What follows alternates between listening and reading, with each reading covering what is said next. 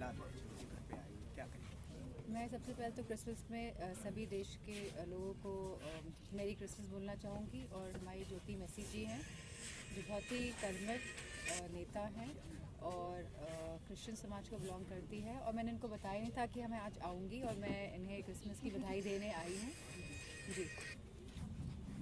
अभी हाल ही में एक सेना का कोई हादसा हो गया है जिसको बहुत दुख की घटना बताई। बहुत ही दुर्भाग्यपूर्ण और दर्दनाक हादसा है, क्योंकि जहाँ पे 4 देश के जो हमारे सैनिक हैं उनकी जान गई है, जहाँ पे बॉडी को म्यूटिलेट किया गया है, वहीं पे 3 सिविलियंस की भी जान गई है।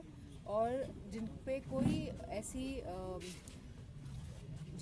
जिनको मारा गया है और जहाँ पे कोर्ट ऑफ इंक्वायरी भी अब बैठाई गई है कि इन 3 सिविलियंस को क्यों मारा गया है, तो मैं समझती हूँ बहुत ही दुर्भाग्यपूर्ण है।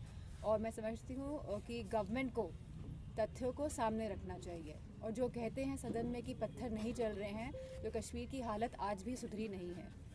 ब्रजभूषण बाहुबली सांसद अपने बाहुबल के दम पर संघ के अपने सहयोगी कुश्ती संघ के अध्यक्ष भी बन गए थे, अचानक सरकार बैकफुट पे आई 72 घंटे के अंदर, क्या वजह रही? कुश्ती संघ के अध्यक्ष उनके वो नहीं बने, उनके सहयोगी बने। तो मैं समझती हूँ जब सरकार के पास समय था, जब इनको हटाना चाहिए था ब्रजभूषण जी को, तब सरकार ने हटाया नहीं। और मुझे लगता है कि सोची समझी साजिश के तहत और जनता में एक मैसेज देने के तहत, पॉजिटिव मैसेज देने के तहत ये कार्य किया गया है कि जहाँ उनके सहयोगी को संघ का अध्यक्ष बनाया गया है और फिर तुरंत उन्हें हटाया गया है। एक दिन पहले ब्राह्मण महासमाज की एक बैठक हुई राष्ट्रीय अध्यक्ष जी। तमाम बार खासकर स्वामी प्रसाद मौर्य हमेशा समाज के प्रति कुछ न कुछ टिप्पणी करते हैं। राष्ट्रीय अध्यक्ष जी ने ये स्वीकार किया, उन्हें रोका भी है कि समाज के प्रति इस तरीके से टीका टिप्पणी ठीक नहीं है। क्या देरी नहीं हुई? शुरू से ही राष्ट्रीय अध्यक्ष जी ने इस बात को कहा है कि ये उनके अपने खुद के विचार हैं, ये समाजवादी पार्टी के विचार नहीं हैं। और समाजवादी पार्टी उनके विचारों का समर्थन किसी भी रूप में नहीं करती है। 142 सांसदों पर कार्रवाई बहुत ही दुर्भाग्यपूर्ण है। और हिंदुस्तान की जो डेमोक्रेसी है, जो सबसे बड़ी डेमोक्रेसी है, जो लोकतंत्र है, वो भारत का लोकतंत्र है। और एक साथ जहाँ मुझे भी हटाया गया, सस्पेंड किया गया है, तो ये बहुत ही दुर्भाग्यपूर्ण है। और इससे ना केवल हिंदुस्तान में, ना केवल हमारे भारत में, बल्कि पूरे विश्व में इस बात का उल्लेख हुआ है। और हमेशा, और यह जो घटना है इतिहास के पन्नों में यह जड़ दी गई है और हमेशा ऐसे याद किया जाएगा कि एक डेमोक्रेसी ऐसी थी, एक लोकतंत्र ऐसा था जहां एक सरकार ने 142 सांसदों को सस्पेंड किया है। मैडम, सांसद कन्नौज सुब्रत पाठक, उन्होंने खासकर मंदिर ट्रस्ट को ये पत्र लिखा है, समाजवादी पार्टी के राष्ट्रीय अध्यक्ष को आमंत्रण न दिया। क्या पार्टियों में जो भी हमारे आराध्य हैं उनको बांट दिया गया, क्या कहें? मैं समझती हूँ इनकी मानसिकता को दर्शाता है इस तरह की टिप्पणी देना।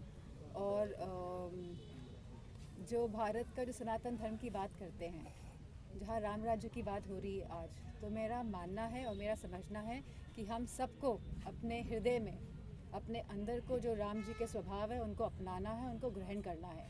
और इस तरह की टिप्पणियां करके यह उनका चरित्र को दर्शाता है। क्या 22 जनवरी को आप जाएंगे अयोध्या? अगर निमंत्रण आएगा तो जाएंगे। निमंत्रण रामलला ट्रस्ट की तरफ से, और अगर नहीं आएगा तो भी जाएंगे, बाद में जाएंगे।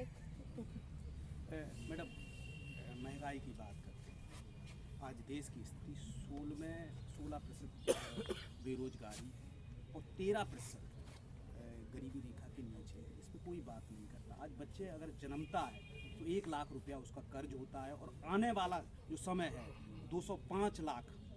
लगातार देश की जो हालत बनी हुई है उसमें अलग अलग तरह के एंगल दिए जा रहे हैं, जिससे कि जो देश के जो लोग हैं, जो जनता है, उनका ध्यान भटकाया जाए।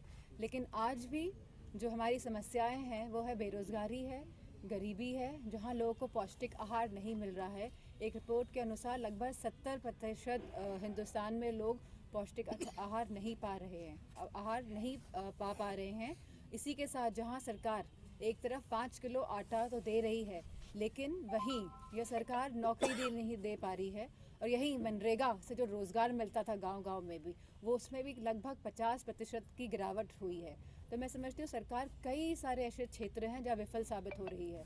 दिल्ली के मुख्यमंत्री के सम्मान से तरफ किया जा रहा है ईडी का सम्मान, बिहार के डिप्टी सीएम। हमने देखा है पिछले 5 साल के कार्यकाल में लगातार ईडी का प्रयोग हो रहा है, इनकम टैक्स का प्रयोग हो रहा है, सीबीआई का प्रयोग किया जा रहा है, जो बहुत ही निराशाजनक है और एक गलत तरह का मैसेज यह सरकार देना चाह रही है, जहां यह डर के माध्यम से देश को चलाना चाहती है। संसद जी I think so that much is enough.